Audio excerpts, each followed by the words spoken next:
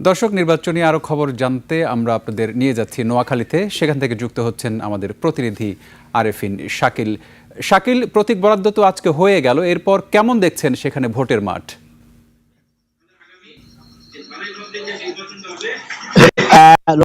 তাকে ধন্যবাদ। নোয়াখালীতে আপনারা জানেন যে ৬টি সংসদীয় আসন রয়েছে। এই সব ৬টি সংসদীয় আসনে আজকে প্রতীক বরাদ্দ দেওয়া হয়েছে। তো নোয়াখালীতে সর্বমোট ৬টি সংসদীয় আসনে ৪৮ জন প্রার্থী তারা আজকে তাদের প্রতীক বুঝে পেয়েছে। তারা প্রতীক বুঝে পাওয়ার পরপরই তারা প্রতীক তাদের বাড়ি ফিরে গিয়েছে এবং তারা তাদের জয়ের ব্যাপারে শতভাগ আশ্বাস আমাদেরকে প্রদান করেছে। এবং আপনি জানেন যে প্রতীক বরাদ্দর পরপরই তারা তাদের প্রচারণা শুরু পারবে না, আগামীকাল থেকে তাদের শুরু হবে।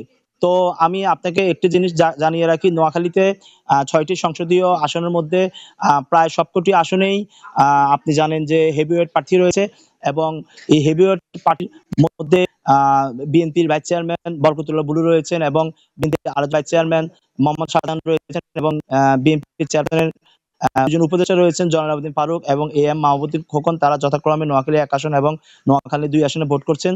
তো আমি আপনাকে আরেকটা জিনিস জানিয়ে রাখছি যে নোয়াখালীতে ২টি আসনে নোয়াখালী ২ এবং নোয়াখালী ৬ আসন বিএনপির শক্ত প্রতিদ্বন্দ্বী রয়েছেন। এই শক্ত প্রতিদ্বন্দ্বী থাকার কারণে ওই ২টি আসনে বিএনপিকে মোকাবেলা করতে হবে বিএনপির প্রার্থীকেই। তো সেই ২টি আসনের মধ্যে আবার একটি আসনে নোয়াখালী ৬ আসনে রয়েছেন বিএনপির ২ জন স্বতন্ত্র প্রার্থী। পাশাপাশি সেই আসনে রয়েছেন এনসিপি নিযুক্ত মুখ্য সমন্বয়ক আব্দুল হান্নান মাসুদ। তিনি ওই আসনে শক্ত প্রতিদ্বন্দ্বী বলে মনে করছেন স্থানীয় ভোটাররা। পাশাপাশি নোয়াখালী ২ আসনে রয়েছেন বিএনপি চেয়ারপারসন উপদেষ্টা জয়নাল আবেদীন ফারুক। তার প্রতিদ্বন্দ্বী রয়েছেন বিএনপিরই আরেকজন স্বতন্ত্র প্রার্থী কেন্দ্রীয় বিএনপি সদস্য কাজী রহমান।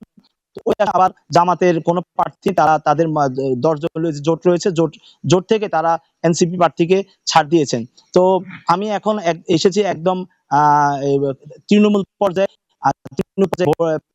পাঠা এবং তৃণমূল পর্যায়ের ভোটাররা এবং যারা বিভিন্ন এজেন্ট রয়েছেন, সমর্থক রয়েছেন, তাদের কাছে জানানোর জন্য তারা আসলে এই যে এই সংসদীয় আসনের নির্বাচনগুলো কেমন উপভোগ করছেন এবং মানুষের মধ্যে ভোটের যে আবাস সেটা কেমন ছড়িয়ে পড়েছেন। তো আমরা একজন ভোটার রয়েছেন, তার সাথে কথা বলবো।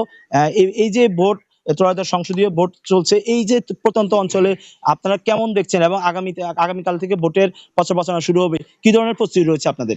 ইনশাআল্লাহ, যেহেতু আজকে প্রতীক বরাদ্দ হয়েছে, আমরা বাড়িতে বাড়িতে গিয়ে আমাদের প্রচারণা করব এবং সব জায়গাতেই মোটামুটি এটা ভোটের আমেজ আছে, মানুষের মধ্যে আনন্দ উৎসাহ আছে। আর আমাদের এখানে কেন্দ্রীয় বিএনপির অন্যতম ভাইস চেয়ারম্যান, সাবেক মন্ত্রী, সাবেক উপজেলার সভাপতি বরকতুল্লাহ বুলু ভাই যেহেতু আছে, আমরা সবাই মিলে এখানে তরুণ প্রবীণ সবাই মিলে ধান শীষের জন্য কাজ করছি। ইনশাআল্লাহ ধান শীষে যোগাযোগ করার জন্য আমরা চেষ্টা করব ইনশাআল্লাহ। আপনাকে আমি জানিয়ে রাখছি যে এই তৃণমূল পর্যায়ে আমি অনেক লোকের সাথে কথা বলেছি, তারা আমাদেরকে জানিয়েছেন তারা গত ১৭ বছর ভোট দিতে পারে, যার কারণে তার ধরনের ভোট ঈদের হয়েছে। তো এই ছিল নোয়াখালী থেকে আমার। শাকিল, আপনাকে অজস্র ধন্যবাদ।